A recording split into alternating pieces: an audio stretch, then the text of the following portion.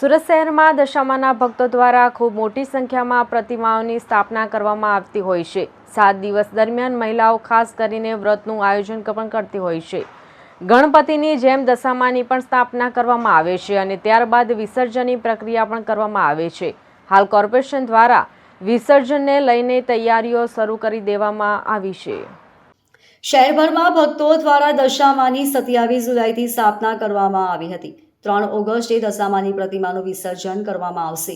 આ વિસર્જનમાં લોકો ખૂબ જ મોટી સંખ્યામાં જોડાતા હોય છે। વર્ષો પહેલા તાપી નદીની અંદર જ દશામાની પ્રતિમાનું વિસર્જન કરી દેવામાં આવતું હતું, પરંતુ હવે પર્યાવરણની સુરક્ષાને ધ્યાનમાં રાખીને દશામાતાની પીઓપીની મૂર્તિઓ તાપી નદીમાં વિસર્જિત ન કરાતા હવે કૃત્રિમ તળાવ માટેની વ્યવસ્થા કરવામાં આવી રહી છે। સુરત મહાનગરપાલિકા દ્વારા કૃત્રિમ તળાવ માટેની વ્યવસ્થા કરવામાં આવશે। હાઈકોર્ટની ગાઈડલાઇન્સ મુજબ વિસર્જન માટેની વ્યવસ્થા કરવામાં આવી રહી છે।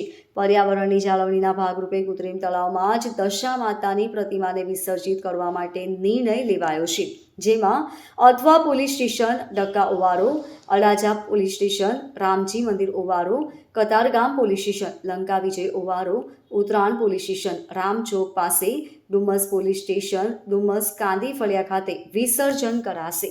તમે જોઈ શકો છો રામજી ઓવર બનીને તૈયાર છે। લાઇટ, રામજી ઓવરાનું પાણી ભરવાની પ્રક્રિયા હોય કે પછી સ્ટેજ બનાવવાની પ્રક્રિયા હોય, પૂરું રામજી ઓવરાની વેસ્ટ ઝોનની રામજી ઓવરની પ્રક્રિયા ટોટલી પૂરી થઈ છે। કોર્પોરેશને કઈ જગ્યા પર કૃત્રિમ તળાવ બનાવ્યા છે અને દશામામાં વિસર્જન માટેના ભક્તોને શું સંદેશ આપશે?